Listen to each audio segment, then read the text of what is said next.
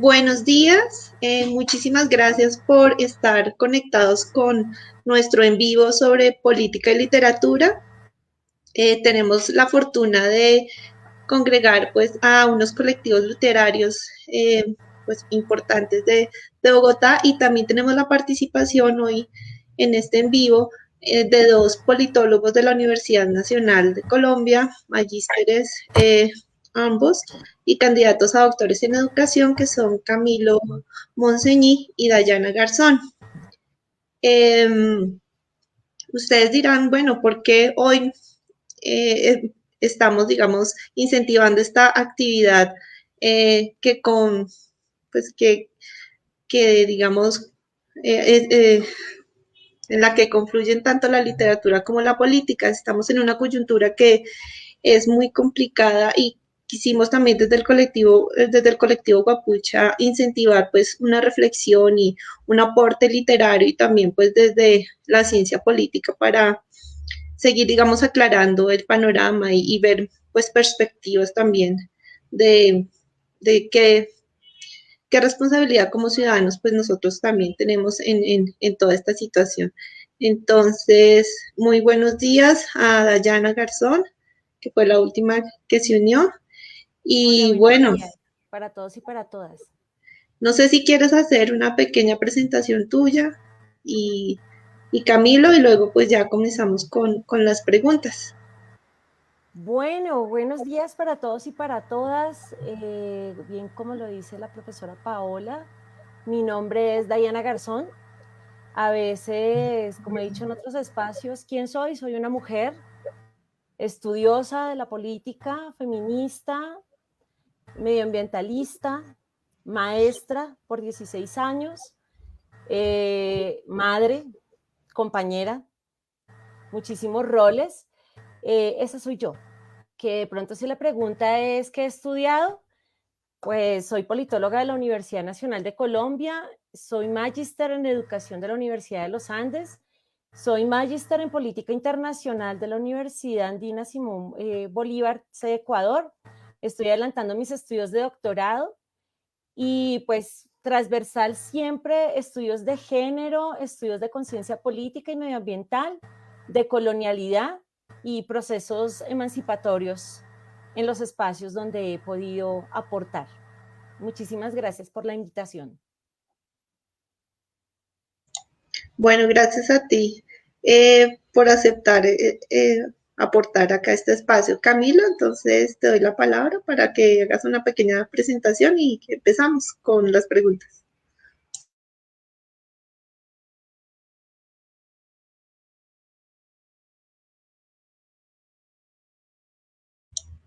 Se pausó un poco la conexión. Eh, ¿Ya nos escuchas? ¿Sí? ¿Nos ves? Camilo. Ya, Vale. Entonces, para que porfa te presentes rápidamente y comenzamos entonces con nuestra ronda de preguntas. sí, ya, ya los tengo aquí.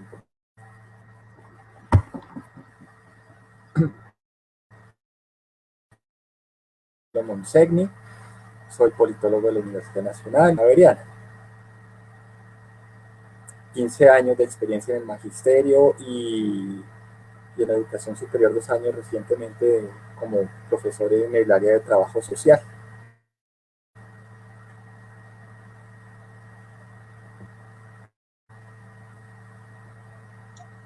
Listo. Entonces, la primera pregunta pues que queremos que ustedes pues hoy nos ayuden pues a aclarar es sobre la problemática de la democracia en Colombia, ¿sí? Eh, Algunas personas dicen que realmente aquí no hay una democracia, ¿no? Entonces sería pues muy bueno que ustedes pues nos digan cómo es que se manifiesta, digamos, o se ha organizado esta democracia en Colombia. Bueno, yo pienso que hay que entender principalmente qué es ese concepto de la democracia. Primero es un concepto pues traído de Europa, es un concepto que nos va a enfatizar Aristóteles en su libro La Política, en donde hablamos de un demos kratos, un gobierno del pueblo. Realmente esa democracia en Colombia se va traslapada por la Constitución del 91. Somos un país democrático, somos un país plural. ¿Y esto qué quiere decir? Que la voz de las mayorías es lo que debe preservarse, lo que debe ratificar el proceso del gobierno en Colombia. ¿Y cómo se traslada esa voz de las mayorías? Se ven a través del voto, ¿sí? Del sufragio, de la participación. Pero hay unas constantes en Colombia que no deja que exista una plena democracia. ¿Cuáles son esas? Primero, ¿realmente el potencial electoral en Colombia está votando? ¿Realmente todos y todas estamos diciendo en las urnas qué es lo que queremos y hacia dónde vamos? Esa es una de las preguntas que hay que mirar. La cantidad de personas que no votan, que también es una postura política, no hay seres apolíticos, si no votan, ese querer cómo es recogido por las instituciones para transformarlo en decisiones políticas. ¿Sí? Esa es una de las cuestiones. Y segundo, una democracia está mal entendida porque se entiende comúnmente como la tiranía de las mayorías.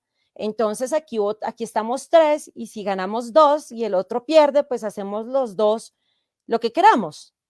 Eso tampoco es un proceso democrático. La democracia es un proceso de consenso, de disminución de asimetrías, que hace que todas las voces sean escuchadas, porque la soberanía radica en estas mayorías constitucionales que le vamos a llamar pueblo.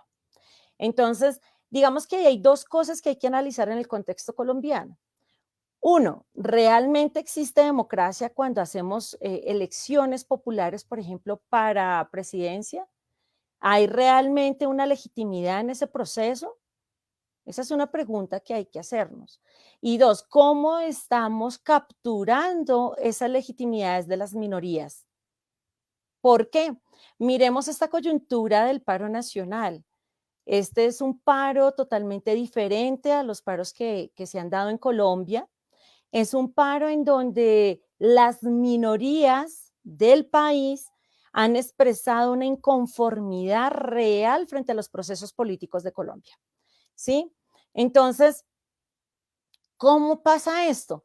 Si estamos hablando que este paro es totalmente diferente, que están saliendo estas minorías, ¿cómo las mayorías estamos recogiendo esa voz para poder legitimar esos procesos?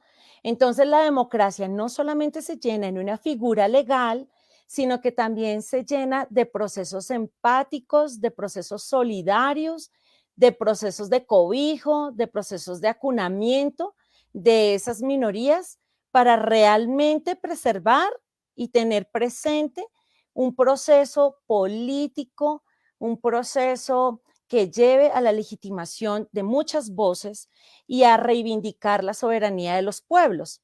Entonces, esa es una de las cosas que me parece importante tenerlas en cuenta en la democracia.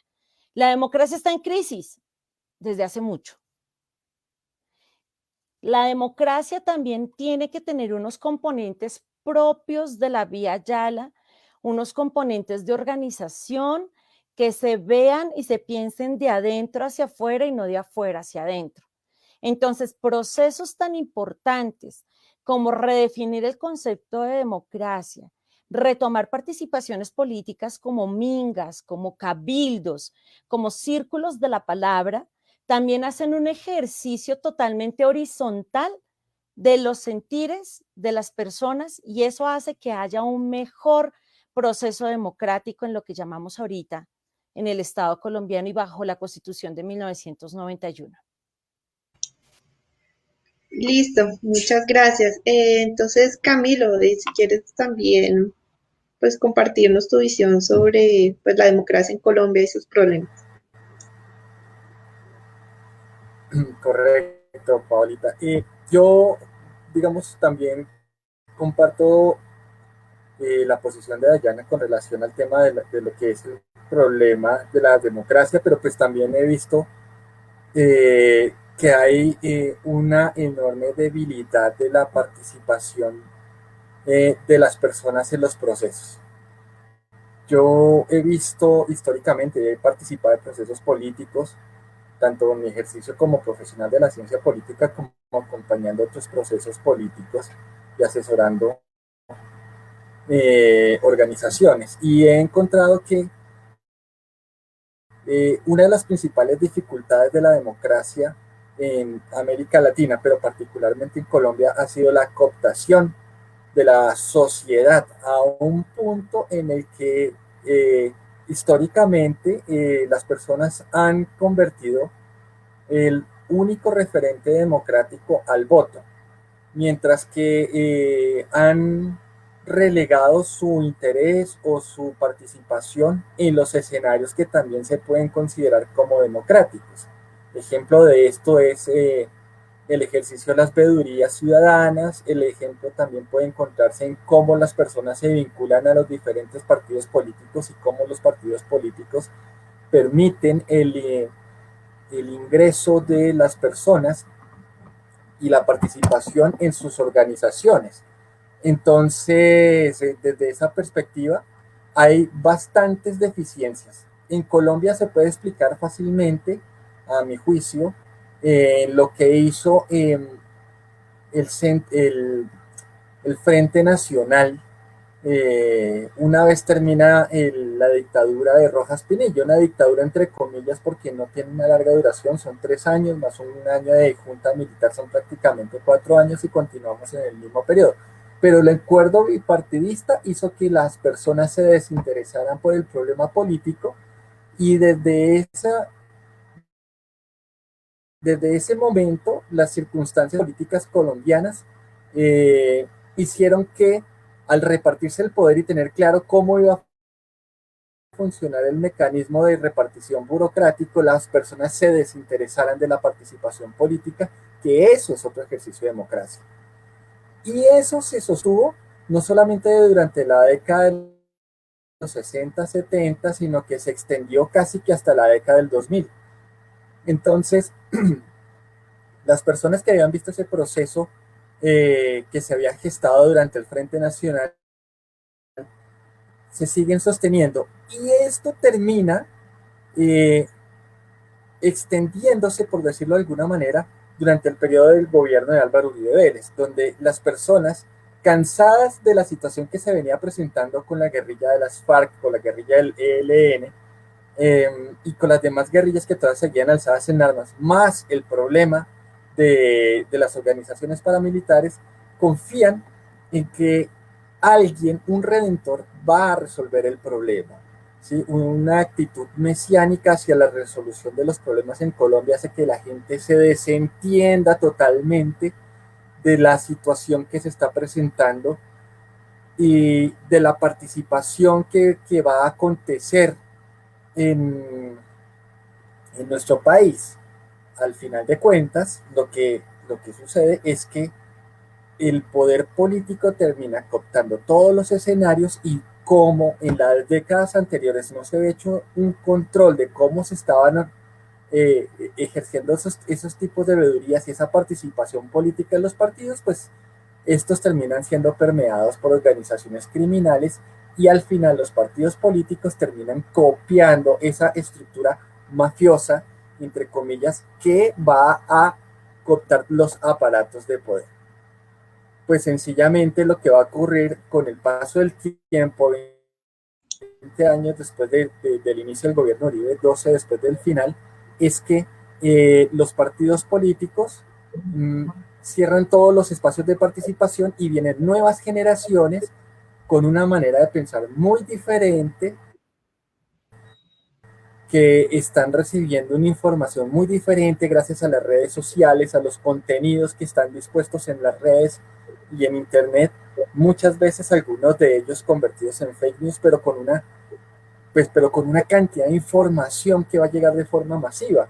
Entonces al final lo que va a pasar es que se va a transformar ese juego democrático que está construyendo en Colombia y va a haber este estallido social que encontramos porque no hay maneras de participar políticamente.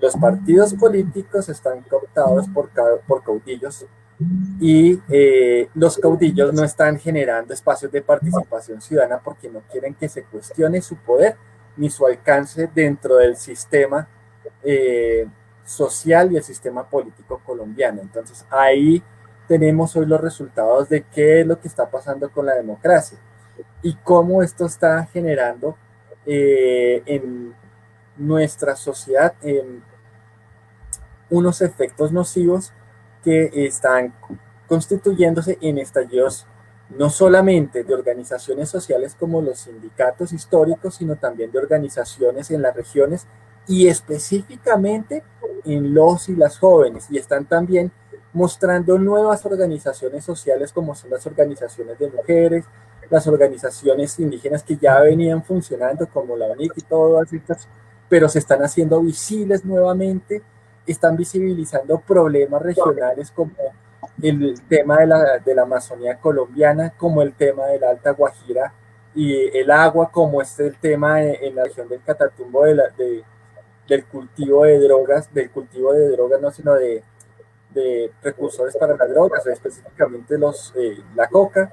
Estamos viendo cómo se está dando en la región del Atrato una lucha por el poder para poder controlar esas regiones, para permitir el tráfico de estupefacientes, como el Valle del Cauca, y esto es supremamente importante porque el Valle del Cauca fue cooptado políticamente por las mafias que fueron capturadas en el gobierno de César Gaviria, entre comillas capturadas para ser extraditados, pero eso quedó acéfalo y al terminarse eso, pues Cali y el Valle quedan abandonados.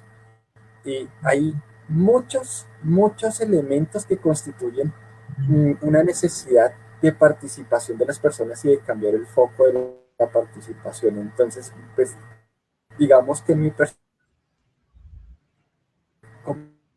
¿cómo decirlo? Mucho Se te pausó un poco más ahorita el visceral, por internet.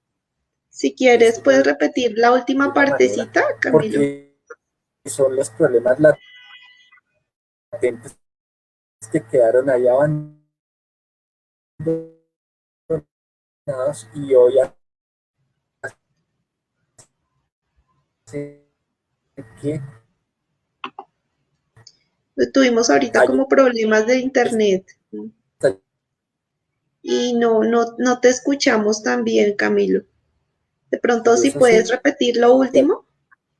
al no.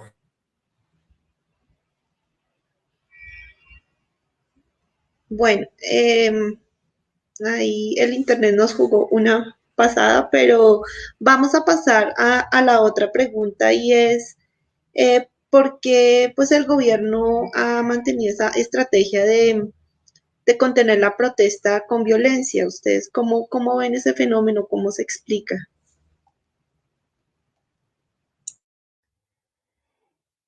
Bueno, digamos que primero hay que comprender que el uso legítimo de la fuerza solo la puede ejercer el Estado.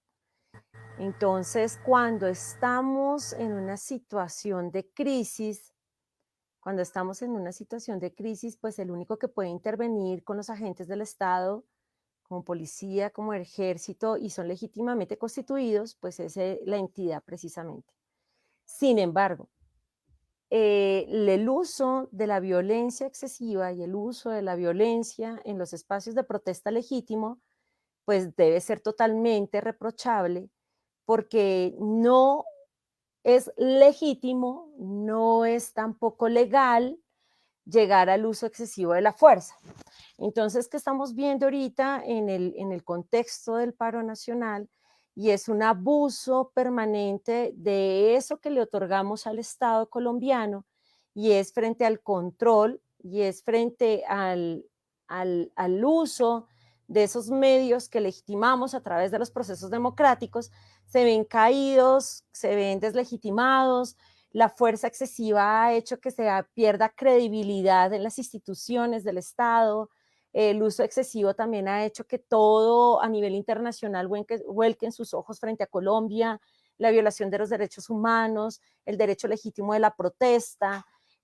También hay que mirar que el uso de los medios de comunicación para que estos odios entre las personas se acrecenten, se ejerzan de un lado a otro y legitimar de esta manera, porque hay personas del común que piensan que está muy bien que maten estudiantes, o está muy bien que se le pegue, o está muy bien que a las protestantes se les controle de esta manera, pues ejercen un poder significativo dentro de estos ejercicios de poder. Entonces, lo primero que hay que hacer definitivamente es reestructurar internamente a la Policía Nacional, hacer una reestructura y una concientización frente a los procesos de los derechos humanos. También hay que mirar unas condiciones propias frente a lo que significa ser representante del Estado y lo que significa ser representantes del pueblo, y mirar desde otros espacios del ejercicio legítimo del Estado que no intervengan de esta manera, porque es un juego que se está gestando ahorita intermitentemente, y es la legitimación de este uso de la violencia. Entonces, yo creo que hay personas del común o gentes del común que les parece que eso está bien. Y entonces, si no tenemos un refuerzo desde las universidades, desde los colegios, desde el diálogo continuo de que la violencia está mal, que la violencia es un círculo, pues no vamos a llegar a ningún lado. Si nosotros consideramos, empezando del ejercicio de violencia, si nosotros consideramos, por ejemplo, que la única forma de enseñar es castigando con un golpe a un niño o una niña, ahí estamos legitimando un uso de la violencia. Entonces las personas cuando van creciendo, las personas en su vida adulta, van a ver que este ejercicio es normal. Porque si es normal que un niño de pronto no quiera hacer caso, y es normal darle un chancletazo, un correazo, pues es normal que si una persona protesta, pues está bien que les peguen. Entonces la normalización de la violencia también es algo cultural, es algo que toca ir quitando. No es normal los ejercicios violentos en los cuerpos de las personas, no es normal violentar los cuerpos de nuestros niños y nuestras niñas, no es normal el ejercicio violento y abuso por parte de las fuerzas públicas. Entonces también el manejo del discurso de la normalización toca que se quite de todos los espacios, esferas políticas y privadas, ¿no? Porque también vemos que en lo privado, en el ejercicio familiar, también se normaliza tipos de violencia. Entonces las mujeres encerradas, son golpeadas, no pueden decir nada. Entonces la normalización de la violencia hace que haya como una especie de pensamiento colectivo que piense, ¿sí? Un pensamiento colectivo que diga o que justifique esos ejercicios que están haciendo actualmente las fuerzas del Estado. Entonces, hay que dejar claro, toda vida vale, así como hay personas en la institución que representan ese juramento de respetar al pueblo y de nunca volcar sus armas frente al pueblo, también hay personas que con la extensión de un arma, ¿sí? Una persona con un arma tiene que ser mucho más consciente que el resto de personas, porque una persona con un arma tiende a dominar, ¿sí? Como lo dice Jean-Jacques Rousseau en el contrato social, para que exista dominados y dominantes, y a veces se abusa de ese dominio, del uso de poder por las armas. Entonces es una institución que tiene que ser totalmente intervenida, y es una institución que tiene que ser totalmente alfabetizada y tiene que ser consciente de su ejercicio frente a lo que reza la norma de normas, que es la Constitución del 91. Listo, muchas gracias, Dayana. Camilo, si quieres entonces también aportarnos sobre este uso pues desmedido de la violencia en el contexto de las protestas.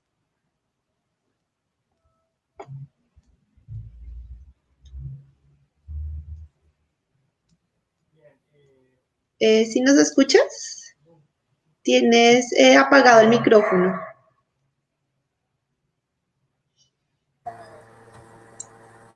Sí, ya les escucho. Un poquito inconveniente con la señal, pero ya escucho perfectamente. Bien, es que la situación de violencia que se está presentando con los jóvenes, o hacia los jóvenes, pues, es más producto de una incapacidad del Estado de comprender las necesidades que ellos están teniendo. Fíjense que nosotros digo entre nosotros, porque participamos del proceso electoral, entre comillas, elegimos o fue elegido un presidente joven, pero es un presidente que ha sido manipulado, que se ha prestado para, para gobernar en cuerpo ajeno las ideas de una persona que se encuentra amarrada de forma atávida. No persisten las condiciones de finales del siglo XX, sino una persona que se mueve y piensa como alguien de mediados del siglo XX. ¿Sí? Entonces es una... se está estrellando una forma de ver el mundo que está anquilosada, que está atrasada, es atemporal, es, ¿cómo decirlo?, anacrónica, de alguna forma. Y desde esa perspectiva consideran que la violencia es el medio por el cual, y no solamente el medio, sino el medio, el fin para el cual, más bien. Y desde ese que ha cambiado el mundo y que sigue utilizando la violencia como esa estrategia fundamental en la cual todavía puede construir un ejercicio de gobierno. Entonces, para estas personas que se encuentran hoy en el poder, el monopolio de la violencia del Estado no es una visión específicamente rusoniana o incluso hobbesiana, en donde domino al otro, eh, domino al otro amedrentándolo, atemorizándolo. Es, digamos, esa explicación desde el punto de vista de Hobbes sirve para un mundo en el que se vivía antes de iniciar o a finales del siglo XX, pero no en estos tiempos. No puede retomar a estos autores, a Rousseau, a Locke, a Hobbes, para hablar de una construcción de un contrato social, pero para ellos eso no ha sido parte de su pensamiento en la estructura de un Estado digamos, que le permita funcionar a la sociedad, y también de la construcción de un orden de cosas que hoy en día se están manifestando contrarias a lo que está sucediendo. Entonces, en esa estrategia antigua, en esa vieja forma de pensar, los jóvenes están en redes sociales y eso está causando un choque muy, muy fuerte. Y entonces a Colombia le tocó una ruptura muy, muy fuerte, ¿sí? En donde se ingresó muy duro en el cambio de las estructurales y en el cambio del acceso a la información, y las personas mayores siguen gobernando como si esto fuera los años 50 del siglo XX, con unas ideas muy, muy atrasadas sobre cómo ir. Desde esa perspectiva hay una incapacidad para entender cuáles son los reclamos de los jóvenes. Estos jóvenes, lo he dicho en muchos escenarios con compañeros docentes y también por redes sociales, estos jóvenes, perdón, son aquellos 2006, 2007, que fueron hijos del decreto 230, son hijos de una promoción automática que no les dio las capacidades para enfrentarse al mundo moderno, y se están estrellando con eso. Su incapacidad en el proceso de acceder a eh, eh, digamos, modernos, tal vez no es la palabra, pero pues tecnología de punta, no pudieran acercarse a procesos de formación de empresa con una capacidad de comprensión del escenario global existente, y que no puedan insertarse en un mundo laboral cada vez más exigente y más acelerado. Y entonces ellos están reventados y están entendiendo que el futuro para ellos es pura incertidumbre, y ellos no van a comprender, ellos no han sido comprendidos por el gobierno.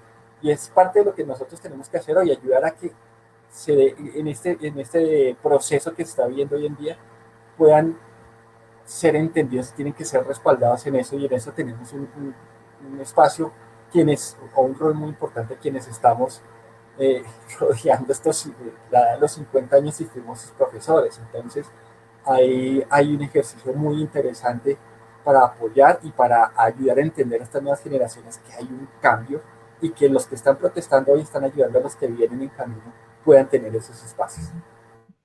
Listo, muchísimas gracias. Ya, pues por cuestiones de tiempo, vamos a la última pregunta. Y es, bueno, ¿qué perspectiva de cambio ven en la coyuntura posparo, según pues sus análisis?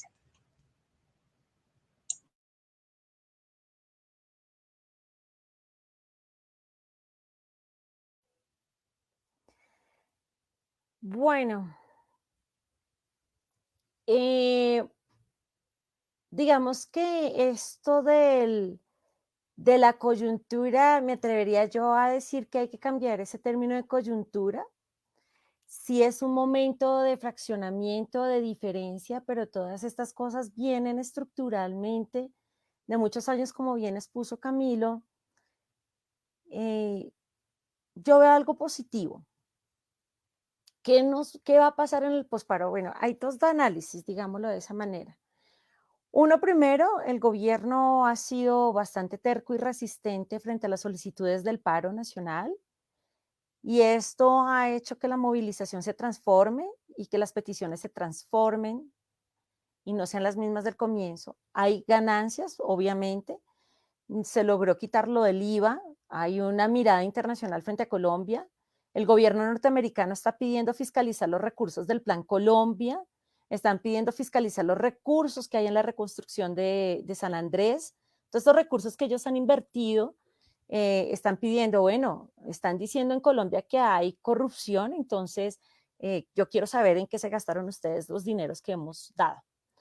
Se ha logrado movilizar 2 ministerios, ¿no?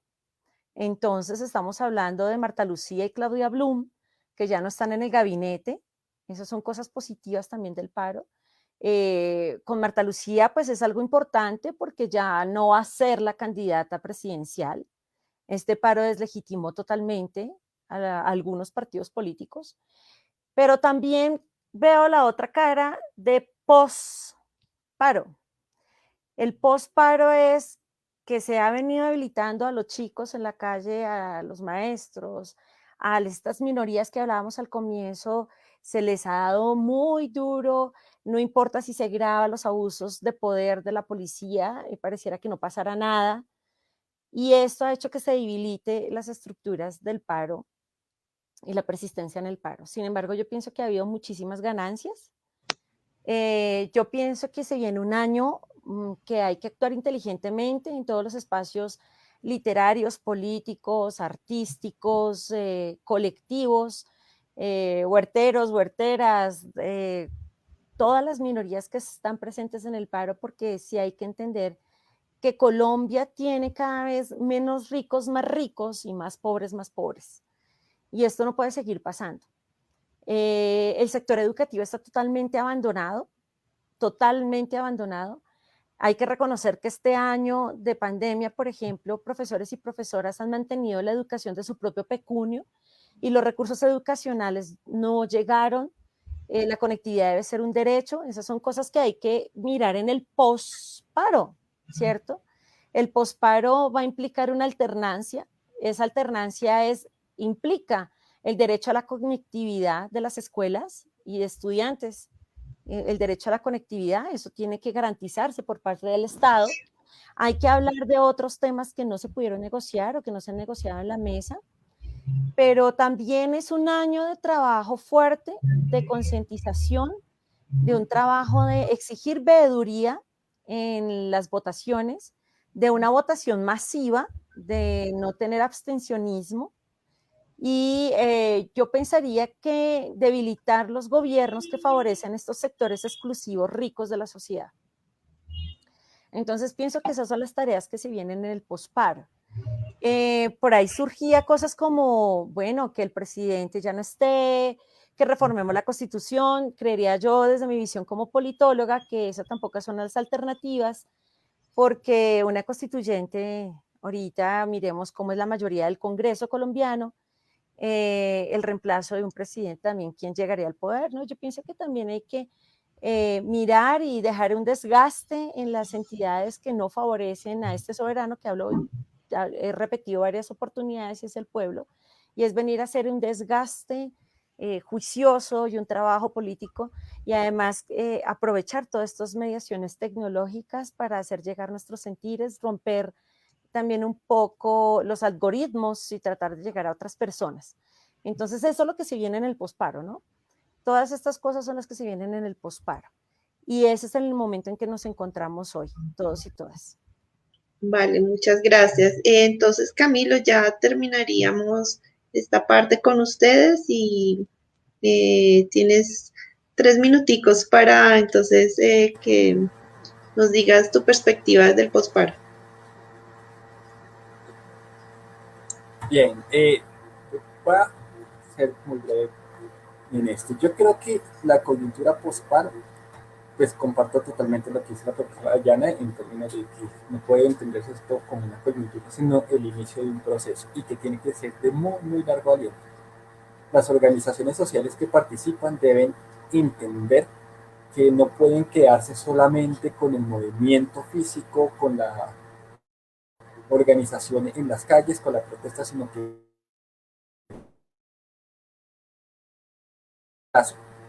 mejorar esto implica, o avanzar en esto implica que se construyan nuevas organizaciones sociales, se redefine el rol de las organizaciones sociales existentes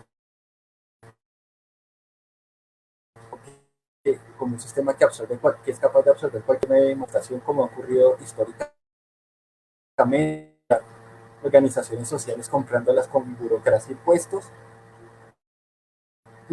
Las personas deben participar, sobre todo los jóvenes deben entender que hay que participar en política y que no solamente es votar, sino que hay que, claro, inscribir la cédula, claro, organizarse como, o meterse en las organizaciones políticas, o hacer nuevas organizaciones políticas capaces de incidir, y debemos dejar de entender que la política es una solución a los problemas de estómago del día a día, sino que la política es un problema colectivo, que la política es contraria al ejercicio de la violencia, que la política es diálogo, discusión, consenso y respeto por el disenso.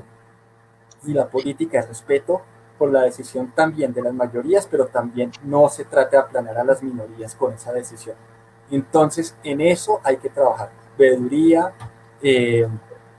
mucha veeduría de parte de las organizaciones sociales, capacidad de respuesta y postularse. Si uno cree que es una persona honesta, recta, correcta y que no va a estar con el estilo, hay que postularse a los cargos y hay que ganarse los espacios. Vale, muchísimas gracias por compartir pues estos análisis. Sabemos que pues digamos todos estos espacios también de compartir saberes son muy importantes, entonces pues esperemos que se fortalezca la democracia y que pues estos movimientos que han apoyado el paro y que se constituyen también a partir del paro pues tengan digamos visibilidad, continuidad y bueno, y otro panorama vaya apareciendo en Colombia. Les agradecemos de nuevo y bueno, un abrazo grande y ahorita pues ya damos paso a los colectivos literarios que van a compartir unos textos sobre el paro. Entonces, el primer colectivo que va a participar, muchísimas gracias.